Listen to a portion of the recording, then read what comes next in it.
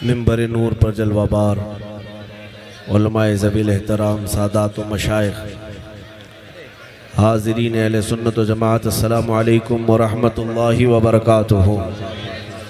وعلیکم السلام ورحمۃ اللہ وبرکاتہ۔ الحمد للہ الحنان المنان الذي خلق الانسان وعلمه البیان، والصلاة والسلام على رسوله سید الانس والجان وعلى آلہ واصحابہ ذوی الخیر والاحسان، اما بعد فاعوذ باللہ من الشیطان الرجیم، بسم اللہ الرحمن الرحیم۔ یریدون لیطفئوا نور اللہ بافواہہم واللہ متم نورہ ولو کرہ الکافرون۔ صدق اللہ مولانا العظیم وبلغنا رسولہ النبی الامین المتین المختار الکریم، ونحن على ذلك من الشاہدین والشاکرین والحمد للہ رب العالمین۔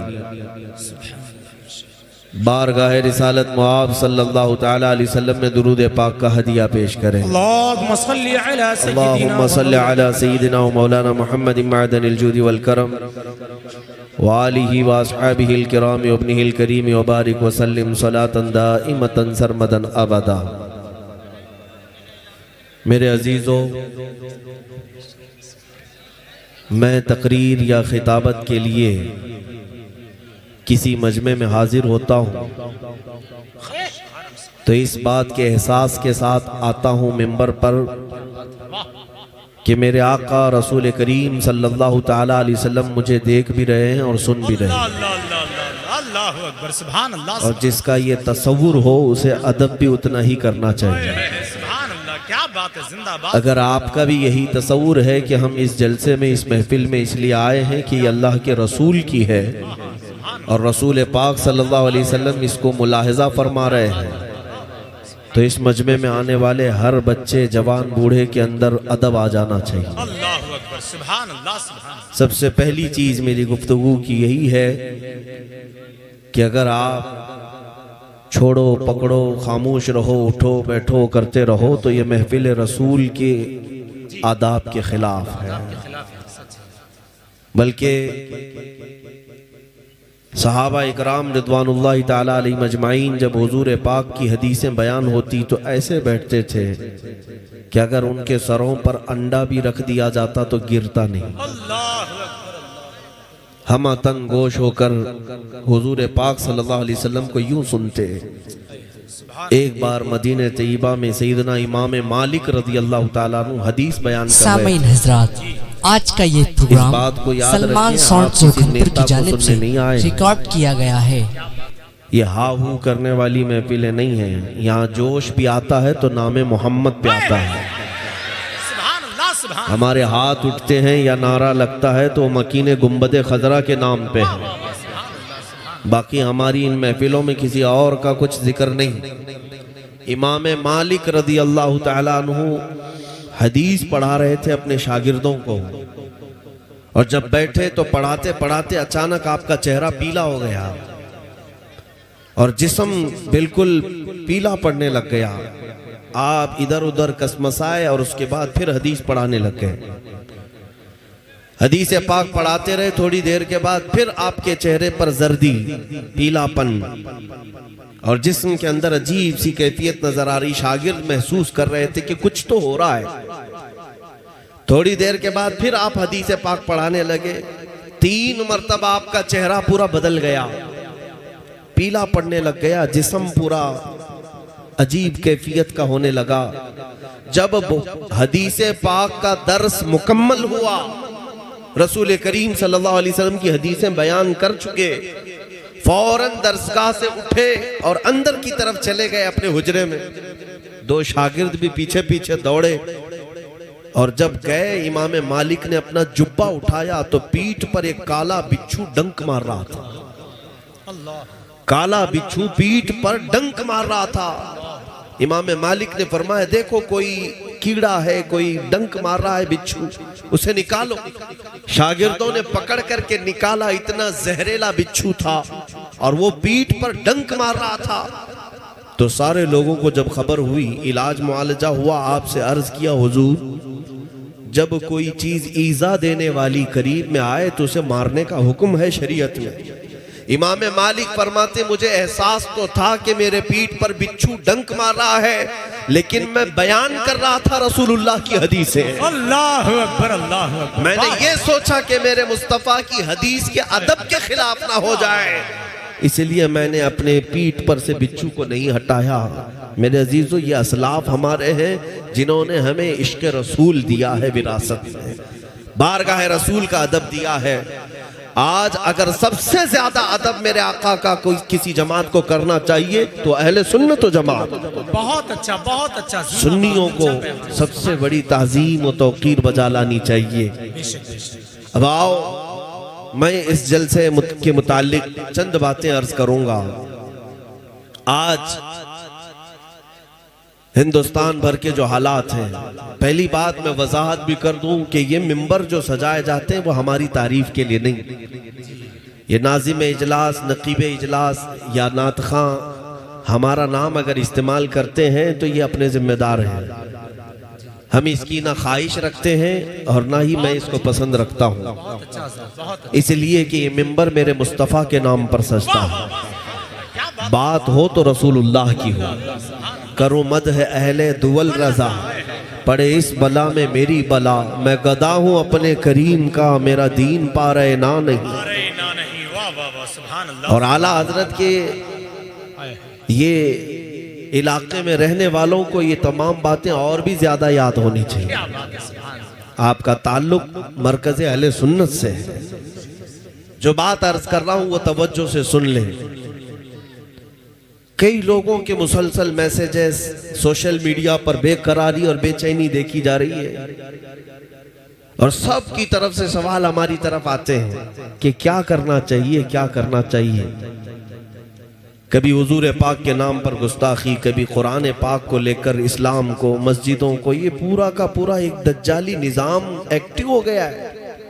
سب کے سب ہاتھ دھو کر پیچھے پڑے ہیں، ان کا ٹارگٹ صرف اسلام اور مسلمان ہے۔ کیا ہوگا ہمارا؟ یہ پوری طاقتیں جھونک دیں گے ابھی ہندوستان میں۔ رولنگ پارٹی ان کی ہے، حکومت ان کی ہے، ڈپارٹمنٹ بھی ان کی طرف سے، ساری طاقت و قوت دولت سب سیاست ان کے پاس ہے۔ ان غریب نہتے مسلمانوں کا مستقبل کیا ہوگا؟ قرآن کی آیت میں نے اسی لیے پڑھی خطبے کے بعد، اللہ فرماتا ہے یریدون لیطفئوا نور اللہ بافواہہم، کچھ خبیث یہ چاہتے ہیں کہ اپنے منہ کے پھونکوں سے اللہ کے چراغ کو بجھا دیں۔ لوگ یہ چاہتے ہیں کہ اپنے منہ کے پھونک سے اللہ کے چراغ کو بجھا دیں۔ اللہ کا چراغ اسلام ہے، اور اللہ فرماتا ہے واللہ متم نورہ، اور اللہ اپنے نور کو مکمل کر کے رہے گا۔ یہ دین پوری دنیا پر غالب آ کر رہے گا، چاہے تمہیں پسند ہو یا نہ ہو۔ کیا بات، بے شک بے شک، سبحان اللہ سبحان۔ نفرت میں تم کڑتے رہو، جلتے رہو، لیکن اسلام کی فطرت میں قدرت نے وہ لچک دی ہے، جتنا ہی دباؤ گے اتنا ہی وہ ابھرے گا۔ بے شک۔ اے میرے غیور نوجوانوں جو بے قراری کے عالم میں جی رہے ہیں، جو سراسیمگی تمہارے درمیان پھیلی ہے، جو ڈر اور خوف کے ماحول میں تمہیں آج جس کیفیت نے مبتلا کیا ہے، میں ایک بات عرض کروں گا، کچھ نہیں ہونا ہے۔ اسلام کا کچھ نہیں بگڑے گا، میرے رسول کی ذات کا کچھ نہیں ہونا ہے۔ ایک نقطہ بھی عیب کا میرے آقا کی ذات پر نہیں آنا ہے، اور نہ ہی قرآن کا کوئی حرف بدلنا ہے، نہ ہی رب ذوالجلال کی طاقت و قوت کے ایک ہلکے ذرے تک بھی ان دنیا کے کمینوں کو پہنچنا ہے۔ کچھ نہیں ہونا ہے۔ جو کچھ بھی ہو رہا ہے یہ ہمارے اور تمہارے امتحان کا وقت ہے جی۔ جو کچھ بھی ہو رہا ہے یہ ہماری آزمائش، ورنہ اسلام وہ کسی کھیتی میں اگنے والا چھوٹا پودا نہیں ہے جسے کوئی بھی پکڑ کے ہلا دے۔ اسلام اس عظیم درخت کا نام ہے جس کی جڑیں تحت الثری میں، شاخیں اوج ثریا پر ہے۔ اس کا تنا تو دور کی بات، اس کا پتہ نہیں ہلا سکتے ہیں۔ اور ہر زمانے میں اسلام کو مقابلوں سے، منکرین سے اور دشمنوں سے مقابلہ رہا ہے، لیکن ہر دور میں اسلام پھلتا پھولتا رہا ہے. بے شک بے اور شک. آج بھی کان کھول کر کے سن لے وہ ظالم، تم پوری طاقتیں لے کر کے بھی میرے اس دین کا کچھ نہ کر سکو گے. زیادہ سے زیادہ ہماری گردنیں مار سکتے ہو، زیادہ سے زیادہ ہمارے بچے مار سکتے ہو، زیادہ سے زیادہ بلڈوزر چلا کر کے یہ بلڈنگیں توڑ سکتے ہو، لیکن ایک بات یاد رکھنا، ایک چراغ بجھاؤ گے مولا 100 چراغ روشن کرے گا. بے شک بے شک. 100 چراغ روشن کرے گا. اور ہمارا معاملہ تو یہ ہے میرے عزیزوں، میں ڈر اور خوف سے تمہیں نکالنے کے لیے بات کر رہا ہوں. ڈر اور خوف سنیوں کو تو زیب دیتا بھی نہیں جی. اور جس کے نگہبان اعلیٰ حضرت ہو اور وہ اپنے درس میں یہ ہم سب کو سمجھاتے بھی ہوں، خوف نہ رکھ رضا ذرا تو ہے عبد مصطفیٰ. سبحان اللہ. کیا بات. خوف نہ رکھ رضا ذرا تو ہے عبد مصطفیٰ. تیرے لیے امان ہے، تیرے لیے امان ہے. نعرہ تکبیر، نعرہ رسالت، نعرہ غوثیت، مسلک اعلی حضرت، کلام اعلی حضرت. عزیزوں، سنیوں کو تو ڈر زیب نہیں دیتا. اور پھر میں آخری جملہ یہ اس ڈر اور خوف کے لیے جو استعمال کیا جاتا ہے اس کی بھی وضاحت کر دوں. ہمارے بچے اب سنبھل چکے ہیں الحمدللہ. میں نے ہر شہر میں آج دیکھا ہے، ہندوستان بھر کے تقریباً 22 اسٹیٹ میں میں تقریباً 4-5 مہینے میں جا کر آیا. کئی شہروں میں نوجوان بچوں کو میں نے دیکھا ہے کہ وہ محمد عربی کا شعر زندہ ہو رہا ہے. نبی اکرم صلی اللہ تعالیٰ علیہ وسلم کے غلام اور وفادار اب بیدار ہو رہے ہیں. اس لیے کہ دنیا جب ڈراتی ہے تو کس بات سے ڈراتی ہے؟ موت سے ڈراتی ہے، پھانسی سے ڈراتی ہے. یہی چیزیں ہیں جو ڈر کی ہیں دنیا میں. اے میرے عزیزو، کیا آپ نہیں دیکھ رہے ان برساتی کیڑوں کو؟ کبھی مسجدوں کے باہر آ کر تلواریں لہرا کر، چاقو چھری دکھا کر ڈرائے. اور مجھے حیرت ہوتی ہے اس قوم کو یہ تلواریں لہرا کر دکھا رہے ہیں جو 1400 سال سے کربلا سنتی آ رہی ہے. اللہ اللہ اللہ اللہ. الحمدللہ ہمارا ہر بچہ یہ جانتا ہے. تاج الشریعت، تاج الشریعت، توجہ، تاج الشریعت، تاج الشریعت، تاج الشریعت، تاج الشریعت، تاج الشریعت، تاج الشریعت، تاج الشریعت. زندہ باد، زندہ باد. اللہ اکبر. بہت اچھا ہے. زندہ باد. سبحان اللہ. اب آپ حضرات پوری تقریر سن لے، ہونے کے بعد سب ایک ساتھ نعرے لگے. آپ لوگ نعرے زیادہ لگاتے ہیں اور ظاہر سی بات ہے سنیوں کے ہی ہاں یہ ماحول ہے کہ نعرہ تکبیر اور نعرہ رسالت میں ہمارے ہاں وہ اثر ہے جس کو اقبال نے کہا تھا. ہاں بات سچی ہے. وہ ہمارے انہی جوانوں کا نعرہ ہے جس کے لیے اقبال کہا تھا، کفر دم توڑ دے گا ٹوٹی ہوئی شمشیر کے ساتھ. کیا بات ہے. کفر دم توڑ دے گا ٹوٹی ہوئی شمشیر کے ساتھ، گر تم نکل آ جاؤ ایک بار نعرہ تکبیر کے ساتھ. ہاں یہ ہمارے نعروں کا اثر ہے. میں جو بات عرض کر رہا تھا آپ توجہ سے سن لیں. جی حضرت بہت اچھی. دنیا کے پاس سب سے زیادہ ڈرانے کے لیے جو چیز ہوتی ہے وہ موت ہے. تمہاری موت، تمہاری پھانسی، تمہاری سزائے موت، یہی تمام چیزیں ہیں. لیکن میرے عزیزوں، نوجوانوں، میرے بچوں، آپ سے یہ بات میں عرض کرنا چاہوں گا، موت تو آنی ہے، اس بات میں کسی کو اختلاف نہیں. آج یا کل ملک الموت ہمارے گھر بھی آنے ہیں. پاؤں رگڑ کر کے اپنے بستر پر یا ہاسپٹل پر مر جانے سے تو بہتر ہے میرے مصطفیٰ کی عزت پر قربان ہو جائے. اس سے بہتر موت کیا ہو سکتی ہے؟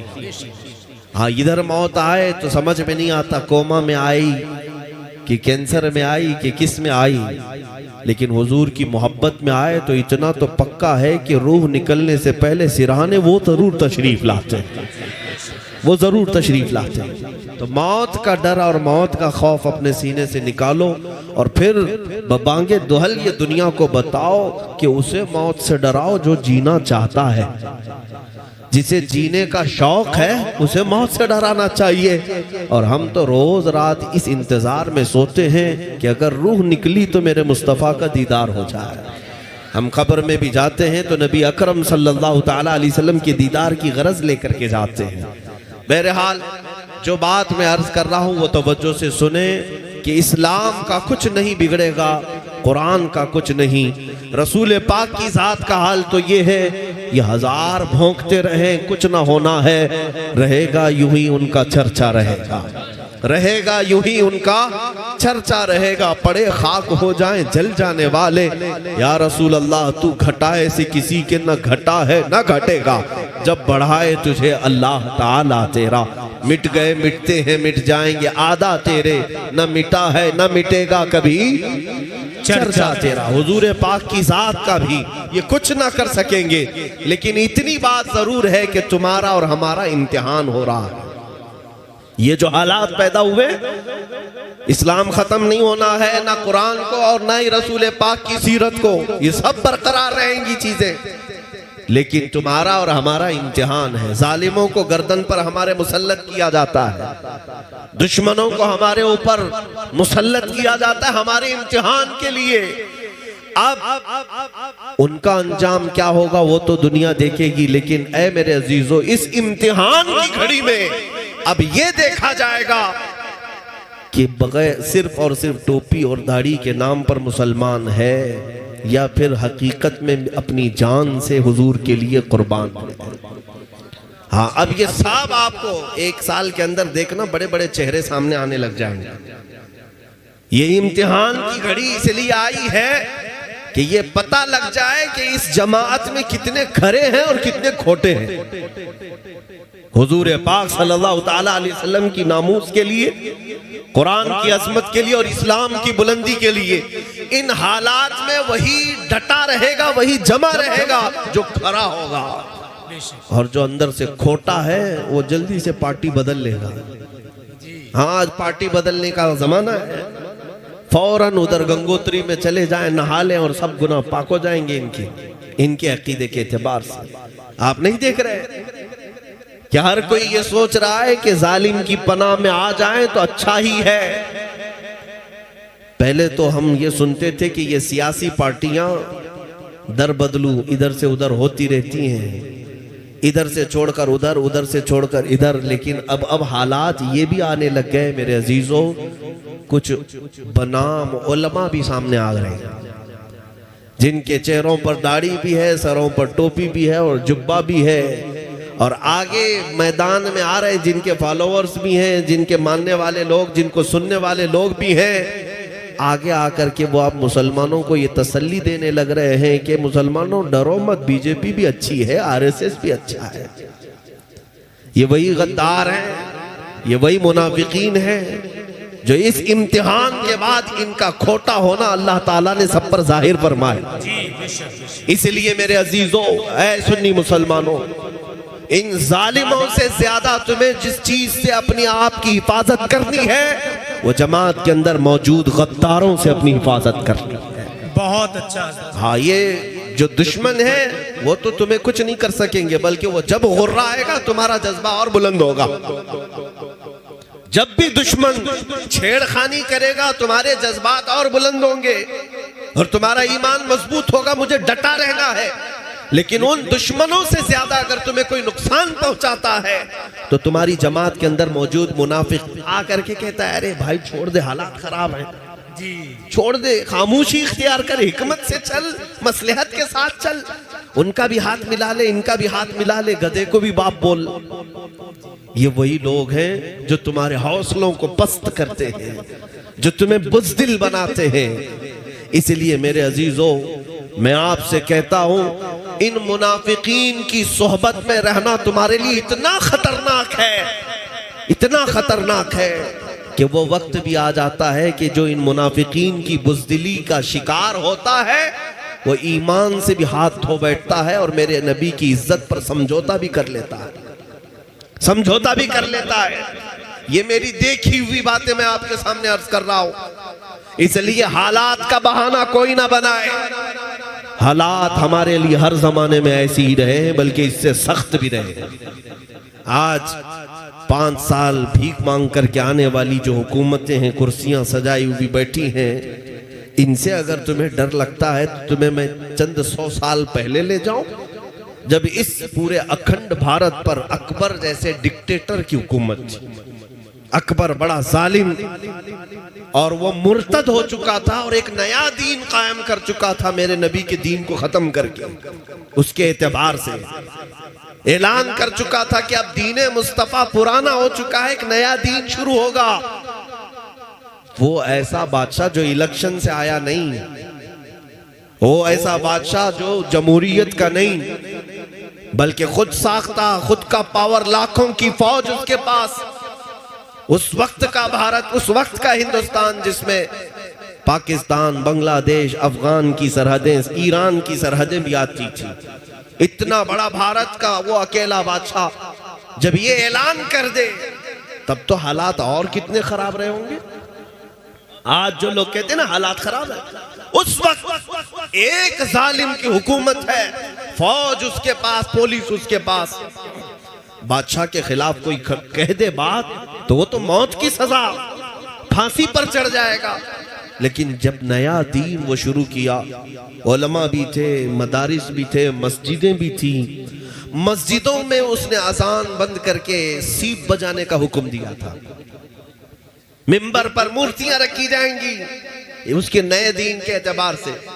لیکن جانتے ہو آج حالات خراب ہونے اور مصلحت اور حکمت کی بات کرنے والوں سے میں کہتا ہوں چند 100 سال پہلے جاؤ، اس اکبر جیسے ڈکٹیٹر اور ظالم کے زمانے میں یہ کہہ کر کے علماء خاموش نہیں بیٹھے کہ حالات بہت خراب ہیں، ظالم کی حکومت ہے، بلکہ اس کے ظلم کے باوجود بھی منبر سے برسر اعلان ایک مجدد اٹھتا ہے جسے احمد فاروقی سرہندی کہا گیا، اور نعرہ بھی لگایا کہ اگر اس دھرتی پر کوئی دین باقی رہے گا تو مصطفیٰ کا دین رہے گا، اسلام کے نام پر جو رہے گا وہ دین محمد ہی رہے گا، کسی اکبر کا لایا ہوا دین نہیں چلے گا۔ اس پاداش میں مجدد الف ثانی کو گوالیار کی جیل میں بند کر دیا گیا، 8 سال تک جیل میں رہے، بادشاہ نے ان علماء کو قید کر دیا، تو کیا یہ قید ہو جانے کے بعد ان کا مشن اور ان کی تحریک بند ہو گئی؟ نہیں، مجدد صاحب 8 سال تک گوالیار کی جیل میں رہے، اور جب 8 سال کے بعد معائنہ کرنے کے لیے گئے تو تقریباً 700 مجرم اور قیدیوں کو تو وہ عالم بنا چکے تھے، وہاں پر درس قرآن دیتے تھے، تفسیر پڑھاتے تھے، حدیث پڑھاتے تھے۔ ارے جیل نہیں، عشق رسول کا مرکز بن چکا تھا۔ ہاں، تم اگر عاشقوں کو چھوڑو گے وہ جہاں بیٹھیں گے وہیں دیا روشن کریں گے، جہاں چراغ بجھاؤ گے کوشش کرو گے اللہ تعالیٰ وہیں سے چراغ روشن کرے گا۔ آپ ان باتوں کو سمجھیں۔ میں اکثر کہا کرتا ہوں بریلی والے، آپ کے پاس تاریخ موجود ہے، مراد آباد شہر کتنا دور ہے آپ سے؟ بہت قریب ہے۔ مراد آباد شہر کا ایک مجاہد ایسا جس کا نام تعظیم سے اعلیٰ حضرت بھی لیا کرتے تھے، سبحان اللہ، وہ کون ہے؟ علامہ کفایت علی کافی رحمت اللہ علیہ۔ اعلیٰ حضرت فرماتے ہیں نعت، بہت سارے لوگ نعت لکھتے ہیں، بہت سارے لوگ حضور کی بارگاہ میں اشعار لکھتے ہیں، وقت کا مجدد امام احمد رضا فاضل بریلوی یہ فرماتے ہیں اگر میں کسی کی نعتیں سنتا ہوں تو میرے مرحوم بھائی امام زمن حسن رضا بریلوی کی یا تو مولانا کفایت علی کافی، سبحان اللہ، اعلیٰ حضرت جن کی نعتیں سنتے ہوں وہ کفایت علی کافی۔ ہاں، وہ ایسے ہی معمولی کوئی عام شخص نہیں تھا، ایسا عالم ربانی کہ جس سے پورے انگریز تھراتے تھے، خوف کھاتے تھے۔ ایک بات یاد رکھو کہ ان ظالم حکومتوں کو اگر سب سے زیادہ ڈر لگتا ہے تو حق بولنے والے علماء سے ڈر لگتا ہے۔ جی بے شک، باقی یہ لاکھوں کی فوج ہزاروں کی تعداد سے گھبراتے نہیں، ان کو مار بھی دیتے ہیں، کاٹ بھی دیتے، لیکن ان کو پتا ہے ایک عالم حق بولنے والا اگر زندہ رہا تو پھر یہ کروڑوں کو بیدار کر دے گا۔ کفایت علی کافی کو اس بات کے لیے انگریز بار بار پریشان کرتے رہے کہ آپ ہماری حکومت کے خلاف نہ بولیں، آپ خاموش ہو جائیں، ہم آپ کو اپنی حکومت میں عہدہ دے دیں گے، ہم آپ کو نذرانے بھیجا کریں گے، تحفے بھیجا کریں گے جیسے دوسروں کو بھیجتے تھے۔ لیکن کفایت علی کافی وہ عاشق رسول تھے، فنا فی الرسول تھے، سودے بازی نہیں کی. جانتے ہو ایک عالم کو گرفتار کرنے کے لیے کتنے انگریز آئے تھے؟ 3000 انگریز آئے تھے. اسی سے اندازہ لگتا ہے کہ رسول پاک صلی اللہ تعالیٰ علیہ وسلم کی بارگاہ کا تربیت یافتہ جو ادنا بھی ہوتا ہے وہ پوری دنیا کا شیر ہوا کرتا ہے. اسے پکڑنے کے لیے بہت سارے کتے آتے ہیں. اس بات کو یاد رکھیں. 3000 لوگ آئے گرفتار کرنے کے لیے اور گرفتار کر کے لے گئے. وہ بھی یوں ہی نہیں، کسی غدار اور منافق کی مخبری کی وجہ سے. ہماری جماعت کا کوئی غدار تھا جس نے مخبری کر کے ان کو پکڑوایا. انگریز لے کر کے آئے تو دارالعمارت میں رکھ کر کے مولانا کفایت علی کافی کو بار بار ٹارچر کرتے تھے، سزائیں دیتے. لیکن آپ ٹس سے مس نہیں ہوتے. حضور پاک کی عزت اور حضور پاک کی ناموس کی حفاظت کسے کہتے سنو. رات کے وقت انگریز گرم استری ان کے جسم پر پھیرتے تھے.